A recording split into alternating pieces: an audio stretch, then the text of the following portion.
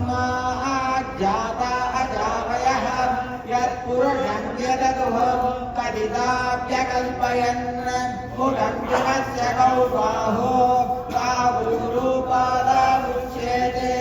ब्राह्मणोऽस्य मुखमासीत् बाहुराजन्यकृतः पूर्वतस्य यद्वैश्यः पद्याकुं शूद्रो अजायत देवाः तानि धर्माणि कृतवान्यासन् देहनागं महिमानस्सन्ते यत्र पूर्वे साध्याः सन्ति देवाः तत्संयोगावृणीमहे गादियज्ञाय गादियज्ञपतये दैवे स्वस्तिरस्तु नः स्वस्तिर्मानुषेभ्यः